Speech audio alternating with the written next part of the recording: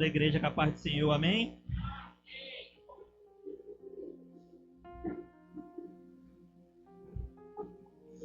Vamos abrir as nossas Bíblias no Evangelho de Gálatas, na carta de Gálatas, no capítulo 1, versículo 6.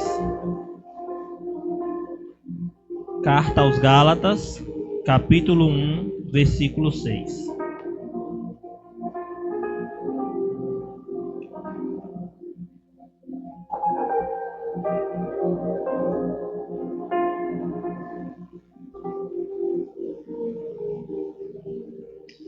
Carta aos Gálatas, capítulo 1, versículo 6.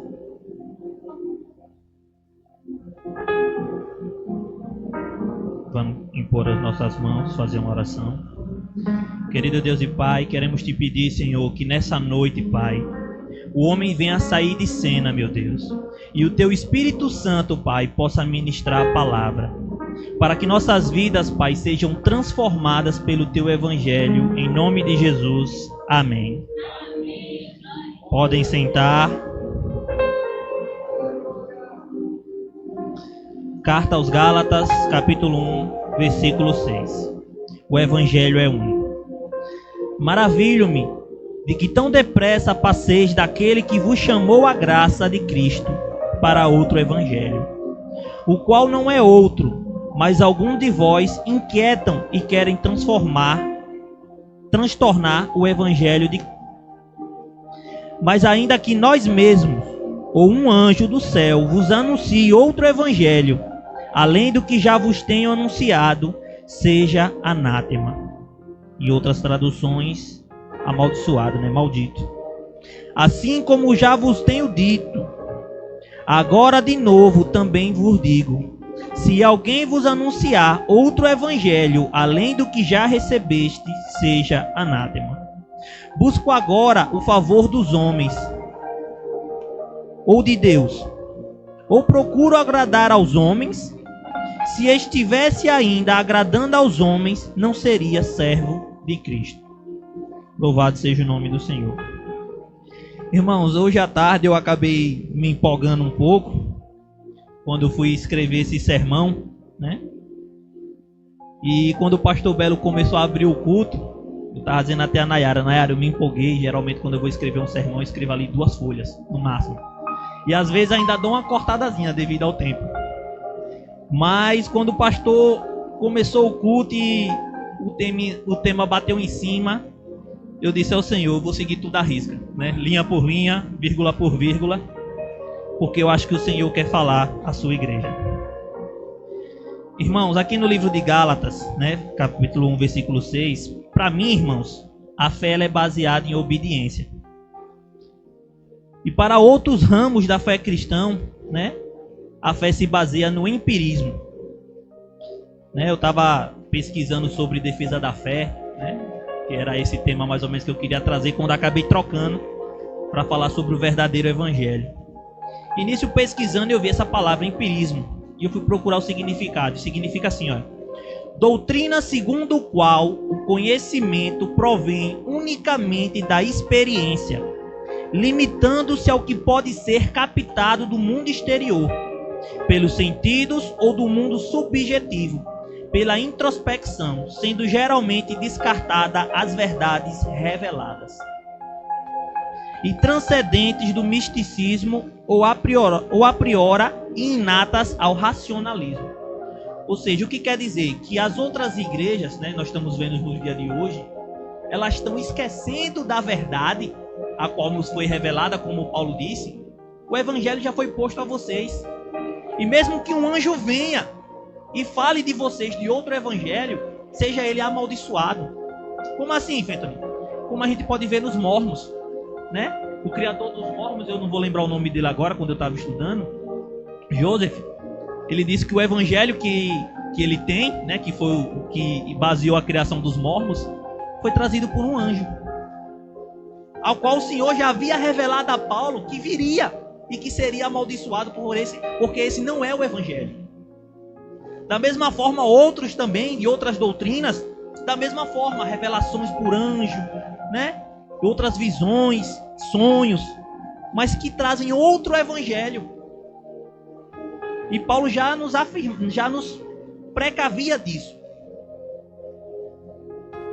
Ou seja, várias verdades sobre política, filosofia e sobre teologia e sobre religiões. Então nós vivemos num tempo pluralista, que veio também trazendo o relativismo da fé, onde tudo depende de uma verdade que não é a verdade absoluta. E daí veio o humanismo. Novamente eu queria trazer o significado para vocês do que é essa doutrina sendo pregada agora. É um conjunto de doutrinas fundamentadas de maneira prepícua nos interesses da potencialidade e faculdades do ser humano. Ou seja, o ser humano agora ele passou a ser o centro. Como o pastor estava falando, a gente quer a adoração para nós. O culto o louvor que é tocado aqui. Eu não me agradei desse louvor. E quem disse que era para você? O louvor que nós ministramos aqui é oferecido a Deus. Quem disse que nós podemos gostar ou desgostar daquilo que é oferecido a Ele? Por quê? Porque nós estamos nessa cultura do humanismo, onde a gente quer colocar o ser humano no centro. Há pouco tempo, o Papa, cujo é infalível na religião católica, anunciou que, referente à salvação, Maria não é coparticipadora. O que nós já sabemos há muito tempo. Que a salvação ela só vem através de Cristo, e Cristo é o único que é intermediador. Só isso. E eu disse, poxa, os católicos falavam tanto na infalibilidade do Papa, mas quando o Papa trouxe a verdade do Evangelho, eu vi meio mundo de católicos se revoltando. Eu disse, poxa, mas eles falavam que o Papa é infalível porque tem a questão da tradição, não sei o que, e o que o Papa fala é lei. Mas quando a verdade que o Papa trouxe, e realmente podemos ver que é a verdade por estar nas Escrituras, os católicos começaram a chiar. Alguns, não todos. Porque a verdade tem que ser a deles. Ele está desfazendo de Maria. Não. Maria continua sendo agraciada, nunca deixou de ser. Mas ela não tem relevância quanto ao tema de salvação. A salvação é unicamente por Cristo. Então nós vemos que o ser humano ele tentou trazer Maria para o centro. Por quê? Porque quando se fala em salvação, Jesus também é Deus. Mesmo a Bíblia falando que ele era 100% homem, ele também era 100% Deus. Já Maria não, Maria era 100% humana, ela não tinha nenhum tipo de divindade. E o que é que o ser humano fez? A gente vai pegar o ser humano e jogar para o centro. Maria agora vai ser a primeira humana a ser ascendida. Porque Jesus já é Deus. Ele já era antes. Ele não deixou de ser em momento nenhum. Mas Maria não, ela passou a ser. A Igreja Católica colocou ela no centro. Desvirtuando o Evangelho, como podemos ver aqui no humanismo. Ou seja, o homem agora passa a ser o centro do universo e tudo gira em torno do umbigo do homem. O homem é o centro. E tudo isso entra na teologia do ecumenismo. Novamente, outro termo, aí eu fui pesquisar. Ecumenismo, significado: apelo à unidade de todos os povos contido na mensagem do Evangelho. É o movimento favorável à união de todas as igrejas. Ou seja, de todas as fés e religiões. Ou seja, qual é o movimento que está acontecendo na igreja atual? É a fusão de várias religiões ao mesmo tempo. Como a gente já veio trazer aqui, o pastor foi até num encontro de casais, em que tinha um apóstolo, e quando ele foi trazer a mensagem, ele começou a falar de Israel, e que ele guardava o sábado, e que se o pastor não fosse visitar Israel, ele não podia dizer que tinha que mandar para Israel, e que se não visitasse Israel, e a gente começou a ver que ele estava muito judaizante. O evangelho que ele estava pregando era um evangelho que não era evangelho de Cristo. Era a lei judaica. Ou seja, ele estava fazendo uma fusão do que é o nosso cristianismo com o judaísmo. Da mesma forma, nós vamos ver alguns cristãos a qual são ditos que é revelado a graça, a eles, por Jesus Cristo, mas que chega no final do ano vai pular 7 ondinhas. Que é para levar todo o encargo, né? Toda a maledicência no fim de ano, todo o atrapalho. E que evangelho é esse que você recebeu? Porque isso é da religião do candomblé.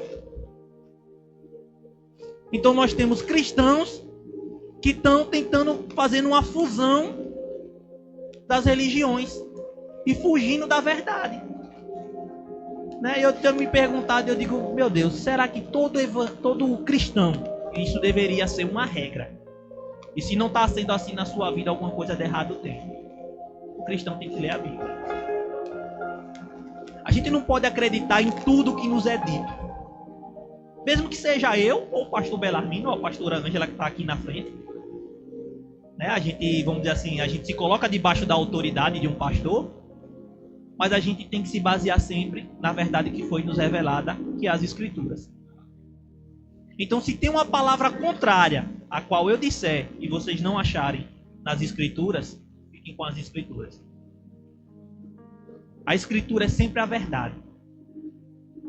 Porque o homem ele é falho. A gente pode ser levado do nosso coração em um momento, né? De nos engrandecer ou de achar que a gente sabe mais do que deveria ser. A gente começar a fazer nossa fé a partir de achismos. Como eu falei aqui na quarta-feira, a gente começa a fazer, e nem a palavra diz lá, Deus fala assim, vocês estão fazendo ídolos para vocês mesmos. Em que sentido? Mesmo sendo cristão, a gente começa a criar um Deus que não é o Deus do Evangelho, mas é o Deus que serve às nossas necessidades. Você já percebeu que às vezes você vai falar de uma verdade bíblica, que está na Bíblia, e você chega para outra pessoa e ela faz bem assim, mas o Evangelho que eu acredito não é isso. O meu Evangelho, a minha verdade é uma, a de fulano é outra, e a de ciclano ele tem 3. Tá? Dependendo do momento ele encaixa uma das 3 para ele. E a gente começa a criar um Deus que não é o Deus do Evangelho bíblico. Aí a gente vai para a igreja inclusiva.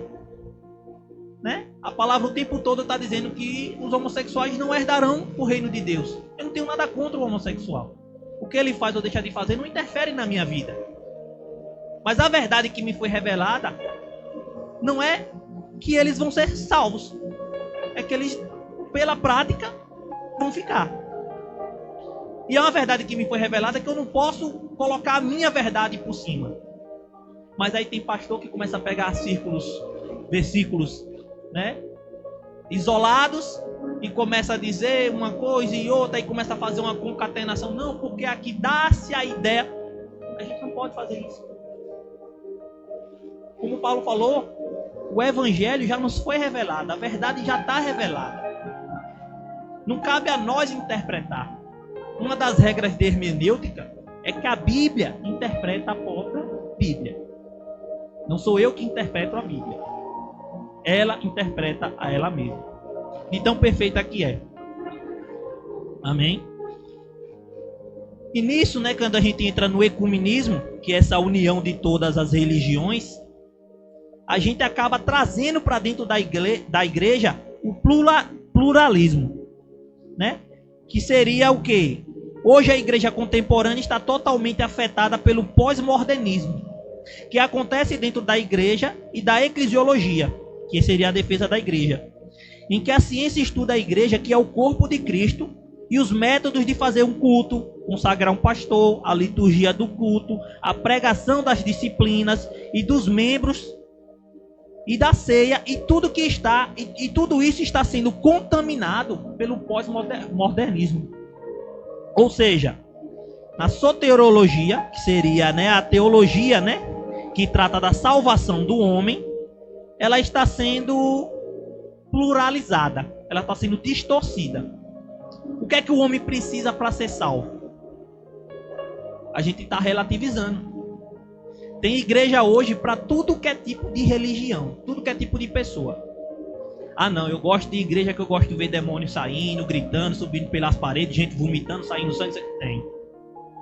Ah não, eu quero uma igreja da revelação. Eu quero que quando eu pisar no estacionamento, o diácono tem que correr já para me dizer uma profecia aqui. Já tem que revelar meu CPF. Tem.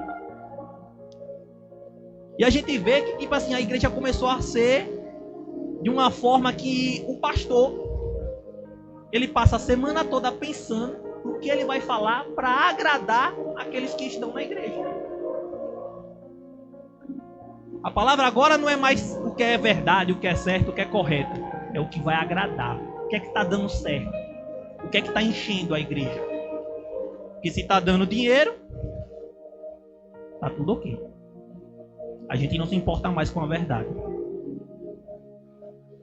Aí a gente vai dizer assim, Diácono Fenton, mas você tem uma visão do pecado e eu tenho outra.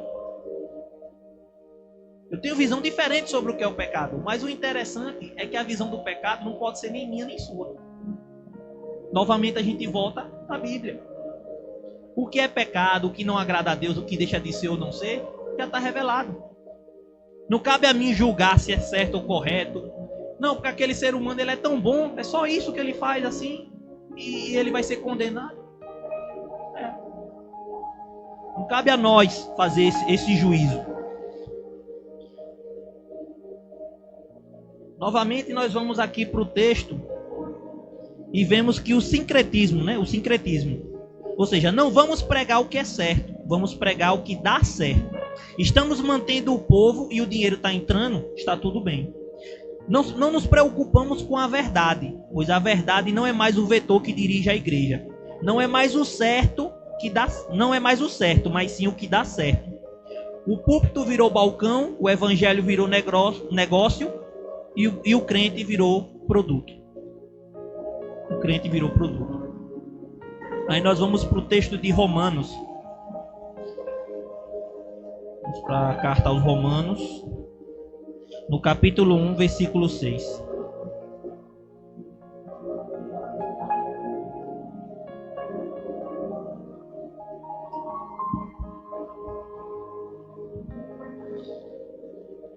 Romanos, capítulo 1, do versículo 1 ao 6. Vamos ler aqui. Paulo, servo de Jesus Cristo, chamado para apóstolo, separado para o evangelho de Deus, o qual antes prometeu pelos seus profetas nas santas escrituras, acerca do seu filho, que nasceu da descendência de Davi, segundo a carne, declarado filho de Deus em poder, segundo o Espírito de santificação e pela ressurreição dos mortos, Jesus Cristo nosso Senhor, pelo qual recebemos a graça e o apostolado, para a obediência da fé entre todas as gentes pelo seu nome, entre as quais sois também vós chamados para ser de Jesus Cristo. Somente até aí. Nesse texto, eu queria destacar algumas coisas que a gente leu aqui, a gente vai abordar verso por verso, para trazer algumas verdades bíblicas. Na verdade, são 6. Primeira verdade, né, no verso 1. Paulo, servo de Jesus Cristo, chamado para ser apóstolo, separado para o evangelho de Deus. Paulo, servo de Jesus Cristo. A palavra servo aqui, como vocês bem sabem, significa escravo. E escravo é aquele que não tem vontade. A vontade do servo é fazer a vontade do seu senhor. Então uma pessoa ela não era livre para fazer aquilo que ela queria, mas sim a vontade do seu senhor. Ou seja, ela era uma ferramenta viva, a qual servia para fazer a vontade do seu amo. Mas sim para fazer, não a sua vontade, mas fazer a vontade do seu senhor. Mas Paulo não serve a um senhor carrasco. Ou seja, Paulo ele servia a um senhor carrasco. Pelo contrário, ele era servo de Jesus Cristo.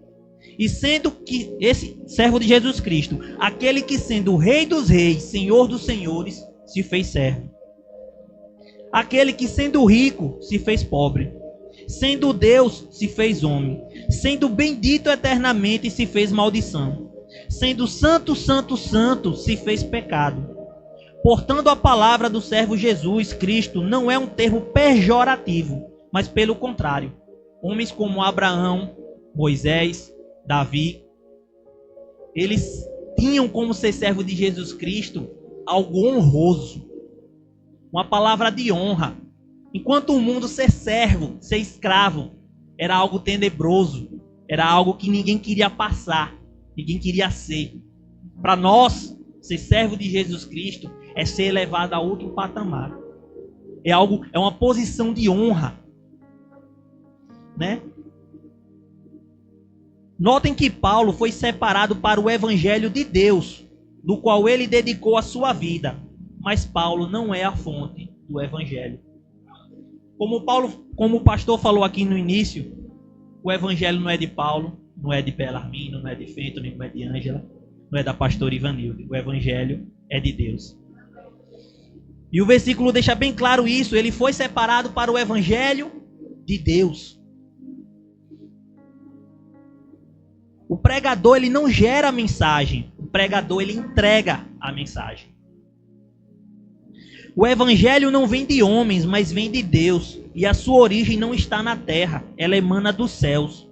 Resultado da revelação divina. E muito importante entender isso, irmãos. Porque o evangelho não cabe adjetivo. O evangelho de Deus, portanto, né? Ele é pronto quando hoje as pessoas vão criando outros evangelhos. Exemplos. Né? Quando a pessoa diz, o evangelho da prosperidade. Não é o evangelho de Deus. É o evangelho da prosperidade. É outro evangelho. O evangelho da revelação. O evangelho da inovação. O evangelho como é que o povo chama quando o pessoal começa a subir de vida? Eu esqueci o nome agora. Mas de você alcançar outro patamar. Né? De riqueza, de outras coisas, mas não é o evangelho de Cristo. Então o evangelho de Cristo, ele não recebe adjetivos. Ele é o evangelho de Deus e somente. Segunda verdade, vamos ler o verso 2. Ao qual antes prometeu pelos seus profetas nas santas escrituras. E aí nós vemos a segunda verdade, que é sobre a antiguidade do evangelho. Paulo aqui ele deixa bem claro que o evangelho ele não é uma inovação, não é algo criado, não é algo de agora. Não é que do nada Paulo disse, eu tive uma ideia, eu vou criar um evangelho que vai ser assim, assim, assim. Não tem. Paulo ele deixa bem claro que o evangelho ele já vem de lá de trás. Que o Novo Testamento nada mais é do que uma continuidade do Antigo Testamento. O Novo Testamento ele já era pré-anunciado pelos profetas.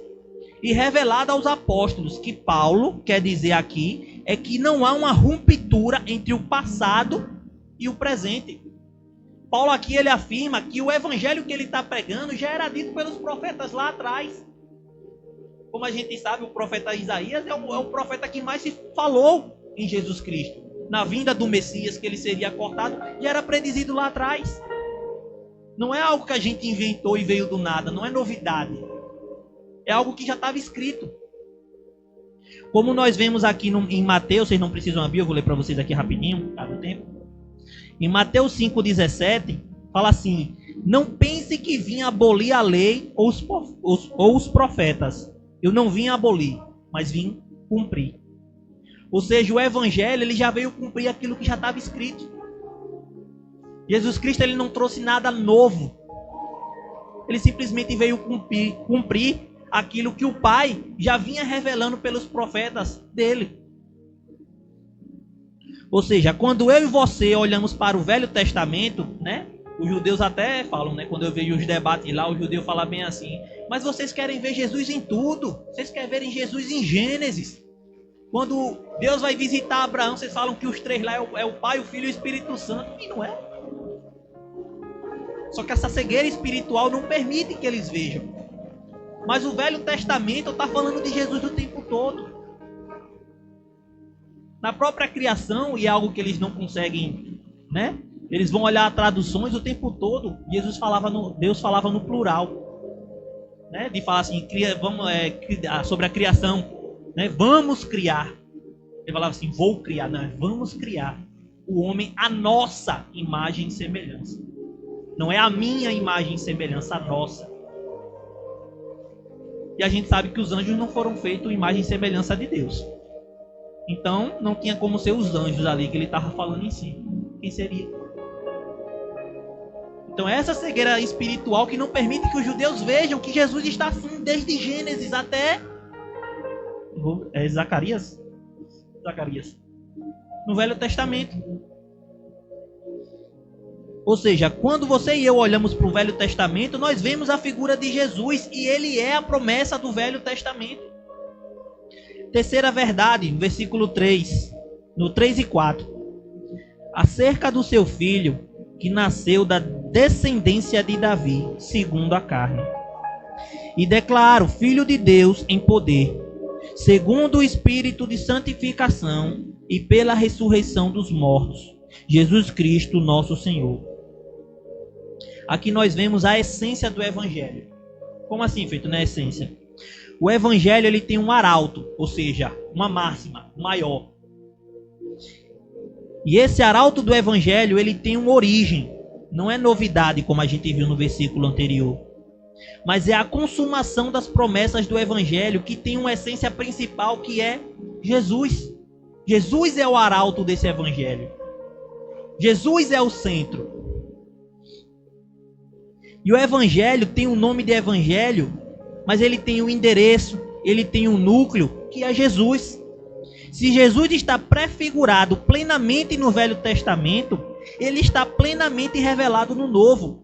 Ele é o centro do Novo Testamento, ele é o caminho, a verdade e a vida.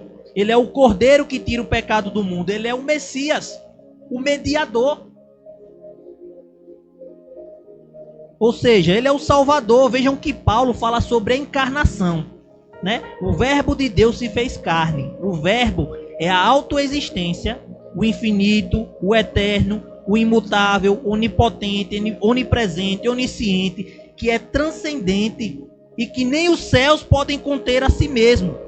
Não podem contê-lo. Mas ele mesmo se esvaziou, tornando forma de homem. Ou seja, aqui no verso 4, Paulo fala sobre a ressurreição, tratando da sua natureza de Cristo, a humana e a divina. Ou seja, ele traz os dois estados de Cristo, um na sua humilhação, em que ele sendo Deus, se tornou servo. Ele sendo Deus, se fez homem. E no seu enaltecimento, ou seja, na sua ressurreição, quando ele é ascendido a divindade dele, a qual ele nunca deixou de ter. Ou seja, quando ele ressuscita, né, há uma exaltação de Jesus Cristo, né, e agora ele está assentado à direita de Deus Pai Todo-Poderoso, né, assim a Bíblia nos diz. Ou seja, Cristo, a natureza de Cristo humana e a divina, os dois estados de Cristo têm como sua humilhação na encarnação e da sua exaltação na ressurreição. Esse é o arauto do novo evangelho. Cristo, Jesus. Quinta verdade, vamos para o verso 5. Pelo qual recebemos a graça e o apostolado, para a obediência da fé, e todas as gentes pelo seu nome. Nós vemos aqui no versículo 5 que o apóstolo Paulo, ele chega a dizer na carta de Efésios, que grande é o ministério revelado que os judeus não tinham alcançado. O que é que Paulo quer dizer aqui? Que o mistério da fé, qual os judeus não alcançaram, é que Deus não tinha um plano só para os judeus. Deus já tinha um plano para os gentios. Ele já tinha um plano lá no passado de unificar todo esse povo. Ou seja, o ministério revelado em que os judeus não tinham alcançado até então é que o projeto de Deus ia muito além do povo de Israel. O ministério de Deus é que ele uniria em um só corpo os judeus e os gentios. Aqueles que pensam que Israel é uma coisa e a igreja é outra, estes estão interpretando incorretamente o Novo Testamento. Grande é o mistério de Deus e o que é esse muro que separava os judeus dos gentios, que foi derrubado. Aí nós vamos para Efésios, não precisam ir lá, eu vou falar aqui para vocês rapidinho. Efésios 2,14. Pois ele é a nossa paz, o qual de ambos fez um, e destruiu a barreira, o muro de inimizade. Ou seja, Deus não tem dois povos. Não tem 2, 3, 4, 5, 6. Deus tem um povo, que é a igreja, que é o corpo de Cristo. E essa igreja, ela é feita de judeus e gentios. Deus agora, ele não tem, quando a gente vai ver lá no livro de Daniel, né, quando a gente vai ver ali as 70 semanas, a gente vê que diz assim, que Deus tinha uma promessa, tinha uma aliança com o povo de Israel. E ele fala bem assim, que ele fará uma semana, ele fará uma aliança, né, que aquela aliança só duraria aquela semana, aquele tempo. E depois daquela aliança, ele faria uma outra aliança, a qual não tinha nada a ver com a aliança anterior que ele já tinha feito. E que essa aliança, ela encerraria os sacrifícios. Né? Deixa eu abrir para vocês aqui rapidinho. Livro de Daniel.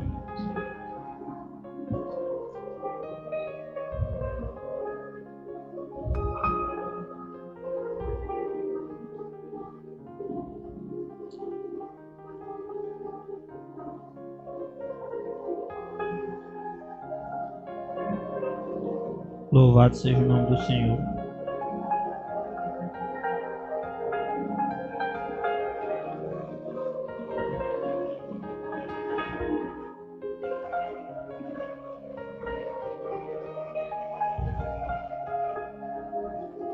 Tá aqui rapidinho, senão não vou achar.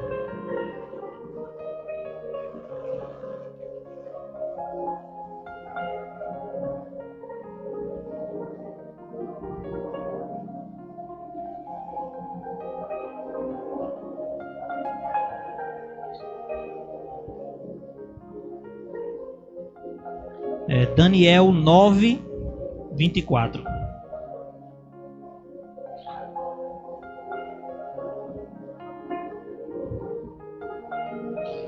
Para não demorar muito. Esse aqui não estava não, mas eu queria enfatizar um pouco sobre ele. Então fala assim: 70 semanas estão determinadas sobre o teu povo e sobre a tua santa cidade, para cessar a transgressão e dar fim aos pecados, para expiar a iniquidade e trazer justiça eterna, selar a visão e a profecia, para ungir o Santíssimo. Sabe e entende desde a saída da ordem e de reestruturar para edificar a Jerusalém, até ao Messias, o príncipe, haverá 7 semanas e 72 semanas. As ruas e o muro se reedificarão, mas em tempos angustiosos. E depois das 62 semanas, será desarraiado o Messias. Mas não para si mesmo, e o povo do príncipe há de vir. Destruirá a cidade e o santuário, e o fim será como uma inundação, e até o fim haverá guerra. Estão determinados as assolações. Ele firmará uma aliança com muitos por uma semana. Na metade da semana fará cessar o sacrifício e oferta de manjares. Sobre a ala das abominações virá o assolador. E isso até a consumação. O que está determinado será derramado sobre o assolador. Ou seja, ele fala aqui que ele tinha uma aliança com o povo de Israel, mas que essa aliança só duraria mais uma semana. E que a partir daquele momento ele teria uma nova aliança com um novo povo, que seria os gentios. Deus agora ele tem não só os gentios, mas seria a igreja. Agora a aliança de Deus é com a igreja. Então o judeu, por ser judeu, ele não é salvo. Ele não é mais povo de Deus. O povo de Deus é a igreja. Para o judeu se tornar igreja, ele tem que receber a Cristo. Ou seja, quando a gente começa a enfatizar que algumas das promessas é lá para Israel, tal, não sei o que, eu não vejo porque essa aliança fala que Deus não tem mais o povo de Israel, ele tem a igreja.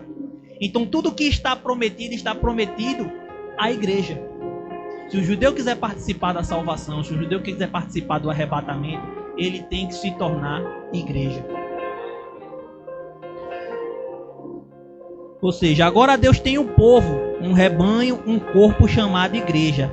E a igreja é composta por judeus e gentios. Somos um só povo. A abrangência do evangelho chega a todos os povos, tribos, língua e nação. E é isso que se diz no Apocalipse, capítulo 5, versículo 9. Diz assim: e cantavam um novo cântico, dizendo: digno és de tomar o livro e de abrir os selos, porque foste morto e com o teu sangue compraste para Deus homens de toda tribo, língua, povo e nação. Mas essa salvação, ela não é universal na sua aplicação. Como assim, Fenton? Mesmo Jesus comprando os homens de todo o povo, tribo, língua e nação, a salvação ela não alcança a todos, porque ela só alcança naquele que crê. Ou seja, somente aquele que crê em Jesus, mesmo ele tendo conhecimento de toda a palavra, a salvação ela só vai alcançar aqueles que creem. Ou seja, a finalidade, aí nós vamos para a sexta verdade, a finalidade do Evangelho, versos 5 e 6. Voltamos lá para o livro de Romanos.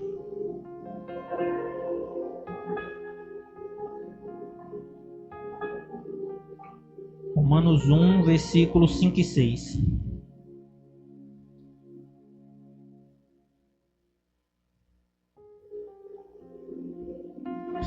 Fala assim: pelo qual recebemos a graça e o apostolado para a obediência da fé, e de todas as gentes pelo seu nome, entre as quais sois também vós chamados para ser de Jesus Cristo. Ou seja, a finalidade do Evangelho. O propósito do Evangelho é de que você vai obedecer. A proposta do Evangelho é obediência. E infelizmente eu vou dizer a vocês, não existe salvação sem obediência. Poxa, Fentoni, mas a salvação não é pelas obras. Realmente não é pela obra, é pela fé. Ou seja, nós somos salvos pela graça mediante a fé. Mas a evidência da fé é a obediência. A fé é a causa e obedecer é a consequência. Ou seja, não há como você dizer que tem fé em Jesus Cristo e não obedecer aos seus mandamentos. Não tem como um cristão que ele diz assim: ah não, a minha vida quem manda sou eu, quem dita as regras sou eu, mas eu tenho fé em Jesus Cristo. Não tem. Ou seja, é impossível você dizer que tem fé sem obedecer.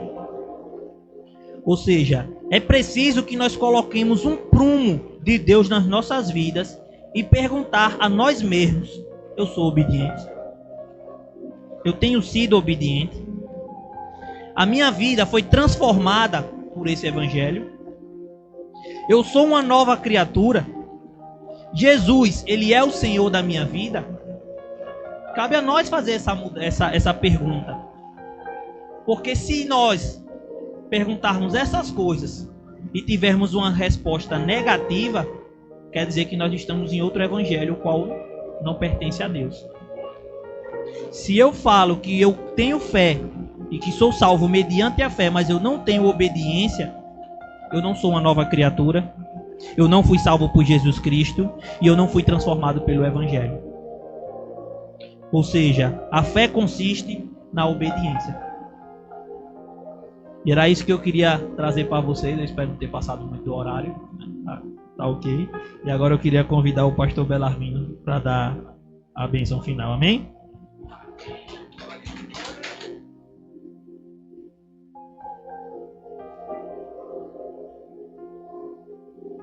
Deus, se coloque de pé no nome de Jesus. Aleluia. Diga: Senhor Jesus, obrigado pela tua palavra. Amém?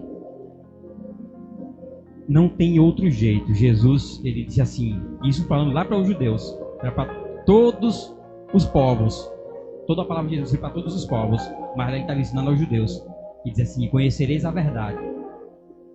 Aí parece uma palavra de alguém pretencioso, né? Como eu vi no YouTube alguém dizer assim: puxa vida, quem foi que escreveu que Moisés era manso? Nunca houve alguém tão manso na terra. Quem escreveu foi Moisés. Tem que perturbar no YouTube, né? Dizendo assim: quem escreveu foi Moisés. Ele era pretencioso. E Jesus diz assim: conhecereis a verdade e a verdade vos libertará. Depois que ele disse: eu sou o caminho, a verdade e a vida. Conhecer ele, o evangelho dele, as palavras dele, como ele disse: quem crê em mim e ouve essas minhas palavras, guarda elas, Então eu vou comparar com o homem que edificou a sua casa sobre a rocha.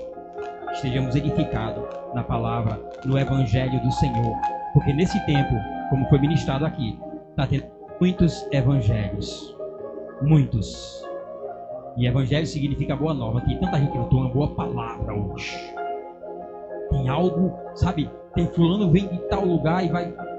Isso não estou puxando sardinha para o nosso lado, não.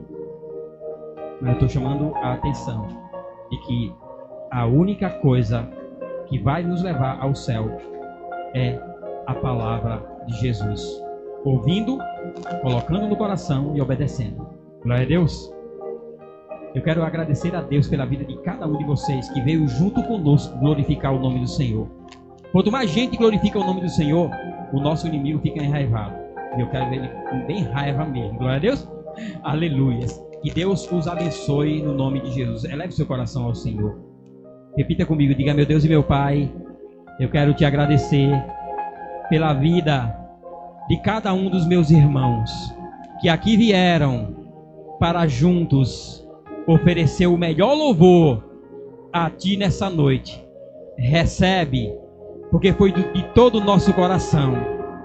Assim como nós estamos levando a Tua palavra dentro dos nossos corações, para não errar contra o Senhor.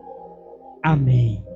Senhor, nosso Deus e Pai Todo-Poderoso, no nome de Jesus, eu te apresento a cada um dos teus filhos e filhas. Lamentamos, meu Deus e Pai amado, choramos por aqueles que não puderam vir se achegar até aqui por causa de uma dificuldade. Senhor, visita a cada um deles no nome de Jesus. Aqueles, meu Deus e Pai, que estão enfermos espiritualmente, Senhor, visita eles, como o Senhor tem feito nesses dias com muita gente, Senhor, que tem retornado, que tem buscado de mais de perto a Tua face, Senhor. Vai lá, toca neles, levanta-os, traz eles para perto, Senhor, em nome de Jesus Cristo. Porque assim como nós estamos vendo pela revelação da Tua palavra, a hora está chegando e nós queremos que todos os nossos estejam aos Teus pés em nome de Jesus Cristo. Aqui nessa noite, Senhor, nós te agradecemos pelo Teu amor, pela Tua palavra, pela vida do Senhor em nós, em nome de Jesus. Digam glória a Deus. Deem mais um aplauso ao Senhor. Oh, glória a Jesus. Aleluias, glória a Deus. Amém, Jesus.